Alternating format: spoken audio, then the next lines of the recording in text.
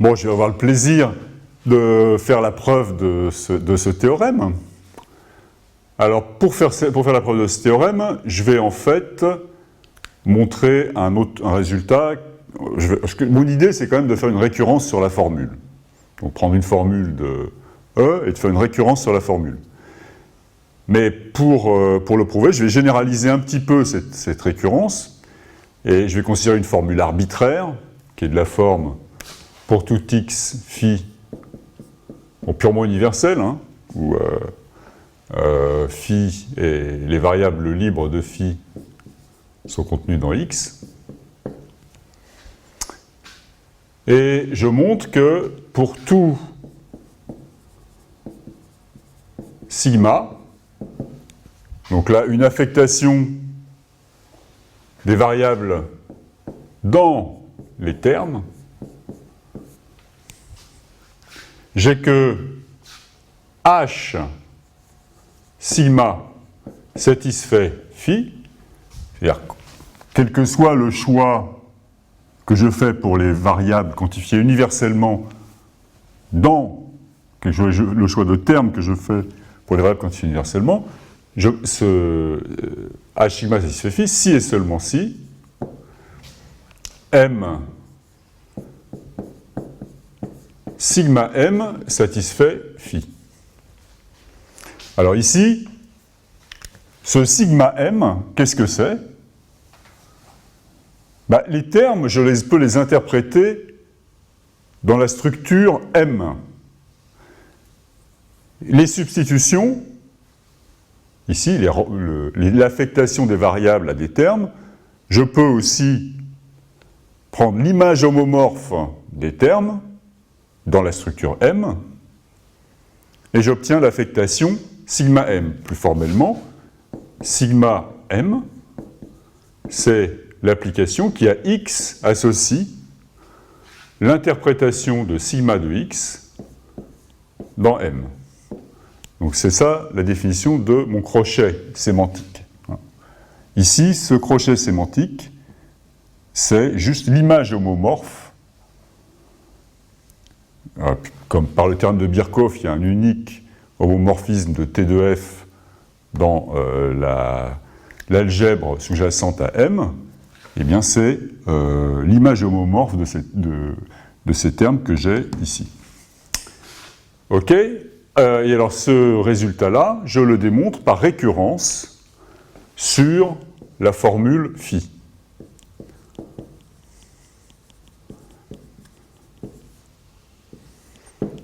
D'accord ? Donc dans le cas de base, phi, c'est une formule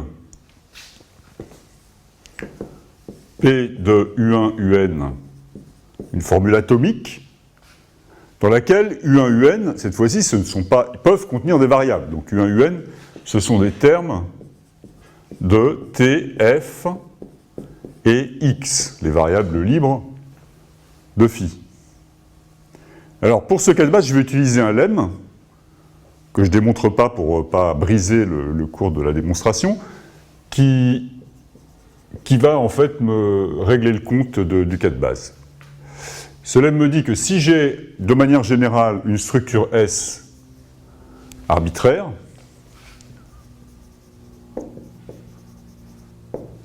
d'accord, FP structure, hein, sous-entendu, sigma, c'est une affectation de X dans T de F.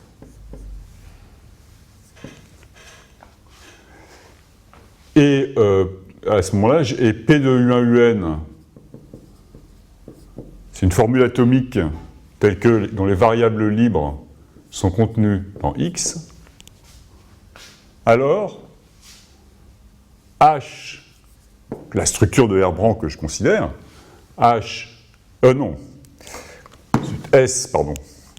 S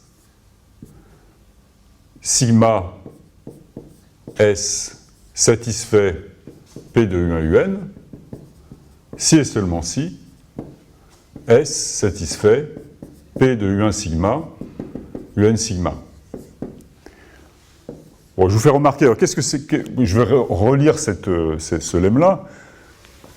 Donc, de manière générale, quand on a défini la sémantique de la logique du premier ordre, on était obligé de faire passer les affectations à gauche du symbole de satisfaction, parce que ces affectations, ce sont des applications qui associent à chaque variable un élément du domaine de la structure, mais c'est un élément arbitraire, ça peut être un alien. Donc ça peut être un objet qu'on ne peut pas construire avec la syntaxe des termes. Dans ce lemme, je dis, supposons que mon affectation, elle est construite à partir des termes, c'est-à-dire c'est l'interprétation dans S d'une affectation des variables à des termes. Dans ce cas-là, je peux représenter l'affectation de mes variables par des termes, et donc je peux remplacer ici les variables par leur interprétation.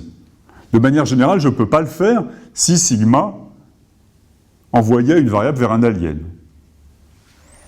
Ok, donc acceptons. Alors ce lemme, on peut le prouver, c'est pas difficile, hein, c'est juste une récurrence sur la structure des termes.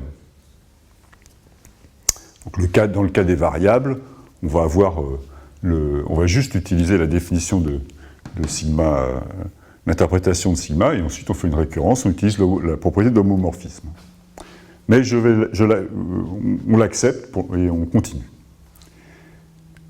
Donc revenons au cas de base. Donc maintenant, dans le cas de base, j'ai H sigma satisfait P de U1UN.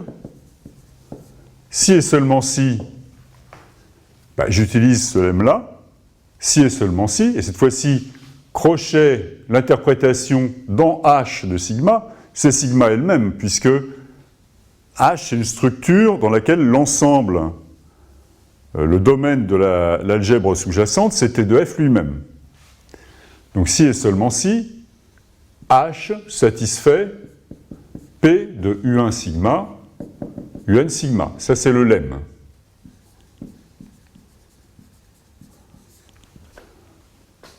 Maintenant, par définition de H, c'est comme ça que j'ai construit H tout à l'heure, H satisfait P de U1 sigma, UN sigma, si et seulement si, M satisfait P de U1 sigma, UN sigma. C'est la définition de H. Et maintenant, j'utilise à nouveau le lemme, mais cette fois-ci avec M pour structure S, si et seulement si, M sigma M satisfait P de U1 UN. D'accord ? Donc la preuve du cas de base, c'est juste 2 fois le lemme et la définition de H. Maintenant la récurrence.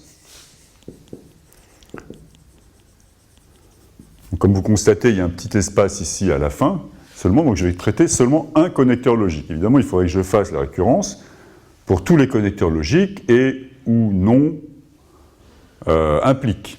Okay ? Bon, je vais le faire juste dans le cas de la négation. Donc supposons que phi s'écrive non psi. À ce moment-là, H sigma satisfait phi, si et seulement si,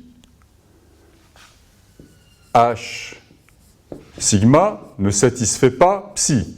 Ça, c'est juste la définition de l'interprétation du connecteur logique non. Là, j'utilise maintenant l'hypothèse de récurrence.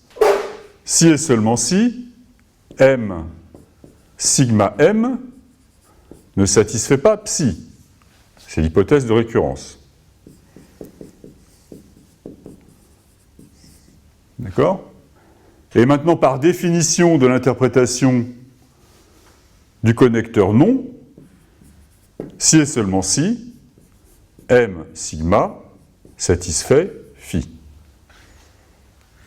Okay, donc là, j'arrive juste en bas, c'est parfait. Et pour les autres connecteurs, la preuve est exactement la même.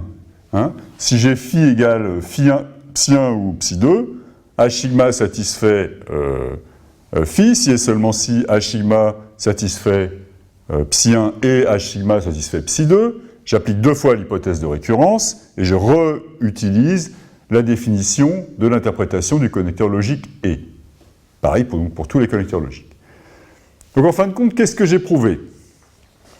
J'ai fini par prouver que pour tout sigma, H sigma satisfait phi, si et seulement si M sigma M satisfait phi. Maintenant, il suffit que j'utilise ce résultat pour démontrer le théorème, parce que si j'ai un modèle M d'un ensemble de formules qui est purement universel, donc c'est un modèle de chacune des formules, quel que soit x phi, donc pour toute affectation des variables dans le domaine de M, j'ai que M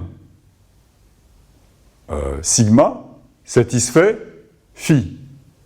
En particulier pour toutes les affectations qui n'envoient pas les variables sur des aliens. Donc en particulier pour toutes les affectations qui sont des interprétations dans l'algèbre de M de termes. Donc en particulier, je sais que pour tout sigma, M crochet sigma M satisfait phi. Parce que grâce au résultat que je viens de démontrer, j'ai démontré que pour tout sigma de x dans T de f, H sigma satisfait phi.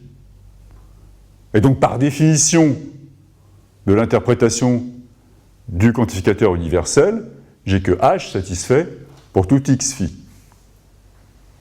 Et comme je l'ai fait pour n'importe quelle formule de E, j'ai bien démontré que H est un modèle de E.